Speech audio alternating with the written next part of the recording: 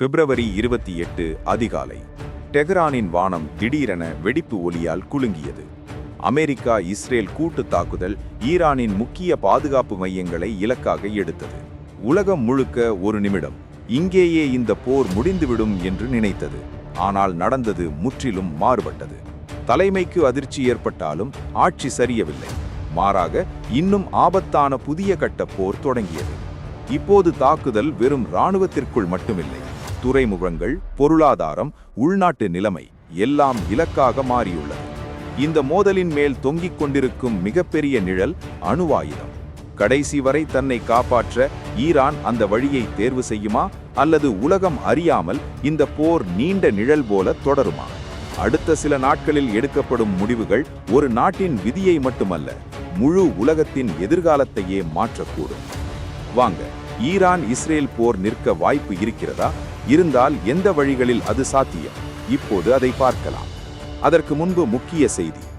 Hormuz கடல் சாலை இப்போது உலக கவனத்தின் மையமாக மாறியுள்ளது. ஈரான் தனது நட்பு நாடுகளுக்கு மட்டும் எண்ணெய் கப்பல்களை அனுப்புகிறது. எதிர்ப்பு நாடுகளுக்கு அனுமதி இல்லை என்ற தகவல் வெளியாகியுள்ளது. இந்த சூழலில் இந்தியாவுக்கு இந்த மாதம் 2 எண்ணெய் அல்லது எரிவாயு கப்பல்களுக்கு சிறப்பு அனுமதி கிடைத்துள்ளது. இன்னும் சிக்கியிருக்கும் இந்திய கப்பல்களை பாதுகாப்பாக அனுப்புவதற்காக இரு நாடுகளும் தொடர்ந்து பேச்சுவார்த்தை நடத்தி வருகின்றன. இந்த நிலைமை உலக எண்ணெய் சந்தையை மட்டுமல்ல, இந்தியாவின் எரிசக்தி பாதுகாப்பையும் நேரடியாக பாதிக்கக்கூடும். அடுத்த முடிவுகள் என்ன? இந்த பதற்றம் இன்னும் எவ்வளவு நீளும்? இப்போது நடந்து வரும் அதிரடி மாற்றங்களை விரிவாக பார்க்கலாம். இதுபோன்ற முக்கிய உலக செய்திகளை உடனுக்குடன் தெரிந்து கொள்ள எங்கள் சேனலை சப்ஸ்கிரைப் செய்து கொள்ளுங்கள். திட்டம் ஏவின் தோல்வி மற்றும் புதிய திட்டம். அமெரிக்க இஸ்ரேல் கூட்டணியின் ஆரம்பகட்ட திட்டம் ஏ தலைமையை அகற்றி ஈரானிய ஆட்சியை சரிவதற்கான சூழ்நிலையை உருவாக்குவதாக இருந்தது. ஏறத்தாழ 200 இஸ்ரேலிய போர் விமானங்களும் அமெரிக்க டாமாஹாக் ஏவுகணைகளும் ஈரானின் வான் பாதுகாப்பு, ஏவுகணை தளங்கள் மற்றும் புரட்சிகர காவல்படை IRGC கடற்படை ஆகியவற்றை கடுமையாக தாக்கின. வான்படை பெருமளவில் சேதமடைந்து நாடு கிட்டத்தட்ட பாதுகாப்பற்ற நிலையில் மாறியது. இருப்பினும் இந்த சிரசேதம், அதாவது டீகேபிடேஷன் நடவடிக்கை எதிர்பார்த்த அரசியல் சரிவை ஏற்படுத்தவில்லை. ஈரானிய ஆட்சி தனது மேல்திறன் கொள்கையின்படி முன்னரே தயாரிக்கப்பட்ட பதிலீட்டு ஏற்பாடுகளை செயல்படுத்தியது. முஜ்தபா கமேனி புதிய தலைமை பொறுப்பேற்றதும் ஆட்சி தொடர்ந்து இயங்கியதும் இந்த போர் நீண்ட காலத்திற்கு இழுக்கப்படும் என்பதை உறுதிப்படுத்தியது. இதனால் அமெரிக்க இஸ்ரேல் கூட்டணி இப்போது புதிய திட்டம் B-ஐ செயல்படுத்த தொடங்கியுள்ளது. போரின் பரிணாமம். தாகியா கொள்கை. தற்போதைய கட்டம் லெபனானில் ஹிஸ்புல்லாவுக்கு எதிராக 2006இல் பயன்படுத்தப்பட்ட தாகியா கொள்கையின், அதாவது தாகியா டாக்ட்ரினின் விரிவாக்கமாகும். இது பின்வரும் அம்சங்களை கொண்டுள்ளது. உள்கட்டமைப்பு அழிப்பு. எதிரியின் இராணுவ திறனை முடக்குவதோடு மட்டுமல்லாமல் பொதுமக்களின் ஆதரவையும் சரிவதற்கு முக்கிய உள்கட்டமைப்புகளை சிதைப்பது. கார்க் தீவில் உள்ள எண்ணெய் ஏற்றுமதி முனையம் மற்றும் பண்டர் அப்பாஸ், சாபஹார் போன்ற முக்கிய துறைமுகங்கள் மீதான தாக்குதல்கள் இதன் ஒரு பகுதியாகும். பொருளாதார முடக்கம். வான் மற்றும் கடல் முற்றுகை மூலம் ஈரானின் பொருளாதாரத்தை நெரிப்பது. ரஷ்யா மற்றும் சீனாவிலிருந்து ஆயுத இறக்குமதியை தடுப்பதும் எண்ணெய் வருவாயை பாதிப்பதும் இதன் நோக்கமாகும். உள்நாட்டு குழப்பத்தை தூண்டுதல். பொருளாதார நெருக்கடி மற்றும் அதிகார வெற்றிடத்தை பயன்படுத்தி குருதுகள், பலூச்சிகள் போன்ற இனக்குழுக்களை தூண்டி உள்நாட்டிலிருந்தே ஆட்சியை சீர்குலைக்க முயற்சிப்பது. முடிவுக்கான சாத்தியமான 4 வழிகள். இந்த போர் எந்த ஒரு ஒற்றை புள்ளியிலும் முடிவடைய போவதில்லை. மாறாக பின்வரும் 4 சூழ்நிலைகளில் ஒன்று அல்லது கலவையான வடிவில் அது உருவெடுக்க வாய்ப்புள்ளது. 1. அணுகுண்டு தயாரிக்க தேவையான பொருட்களை ஈரான் ரகசியமாக நகர்த்துகிறது என்று குற்றச்சாட்டு உள்ளது.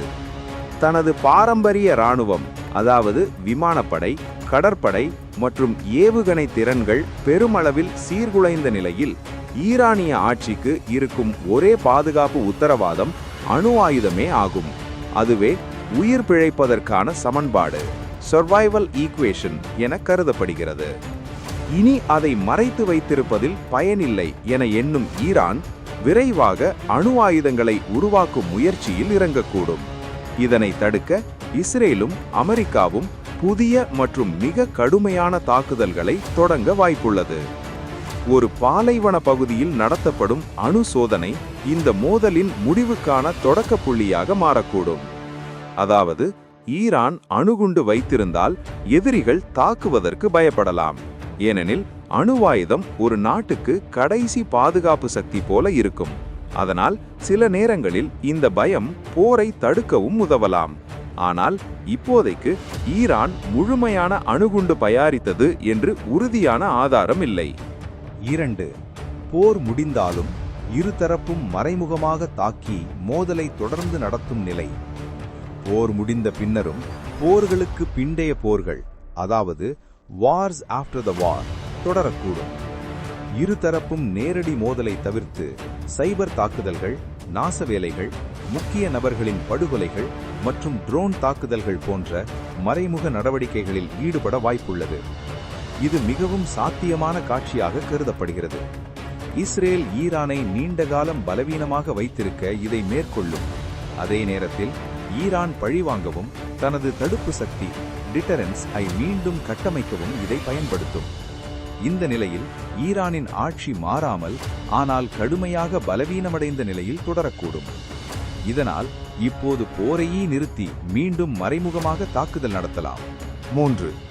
ஆட்சி மாற்றத்தின் கனவு மற்றும் உள்நாட்டுப் போரின் பயம். அமெரிக்காவும் இஸ்ரேலும் எதிர்பார்க்கும் முக்கிய இலக்கு இதுவாகும். ஆனால் 2003ஆம் ஆண்டு ஈராக் போருக்கு பிறகு வெளிநாடுகளின் தலையீட்டின் மூலம் ஆட்சி மாற்றம் ஏற்படுத்துவதில் உள்ள சிக்கல்கள் தெளிவாக புரிந்துள்ளன. பொருளாதார நெருக்கடி இருந்தாலும் ஈரானில் ஒன்றுபட்ட மற்றும் வலுவான எதிர்க்கட்சி தொகுதி இல்லை.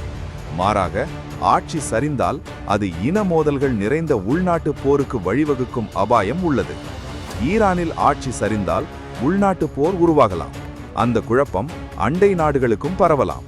இதனால் இஸ்ரேலின் பாதுகாப்பும் பிராந்திய அமைதியும் கடுமையாக பாதிக்கப்படலாம். அதனால் சமாதானம் பேசி இப்போ இருக்கும் அரசு ஆட்சியில் இருக்க வாய்ப்புள்ளது. ஆனால் அமெரிக்கா சொல்லும் கட்டுப்பாடுகளுக்கு ஒப்புக்கொள்ள வேண்டி இருக்கும். 4. வளைகுடா நாடுகளின் பாதுகாப்பு மாற்றம் மற்றும் புதிய ஒத்துழைப்பு. இந்த போரின் தாக்கம் வளைகுடா நாடுகளையும் நேரடியாக பாதித்துள்ளது. துபாய் விமான நிலையம் தற்காலிகமாக முடங்கிய சம்பவம் இந்த நாடுகளின் பாதுகாப்பு கணிப்புகளை மாற்றியுள்ளது. இதனால் அமெரிக்காவின் பாதுகாப்பு மீது இருந்த முழு நம்பிக்கை குறையத் தொடங்கியுள்ளது. அதே நேரத்தில் வளைகுடா நாடுகள் தங்களுக்குள் பாதுகாப்பு மற்றும் அரசியல் ஒத்துழைப்பை அதிகரிக்க முயற்சிக்கின்றன. மேலும் ஈரானுடன் முற்றிலும் மோதாமல் தேவையான அளவில் உறவை சமநிலைப்படுத்தும் முயற்சிகளும் மேற்கொள்ளப்படலாம். இதனாலும் போர் நிற்க வாய்ப்பிருக்கு. இன்று நாம் தெரிந்து கொண்ட விஷயங்களே 80% அளவில் நடக்க வாய்ப்புள்ளது. இந்த பதிவு உங்களுக்கு பிடித்திருந்தால் நமது சேனலை சப்ஸ்கிரைப் செய்யுங்கள்.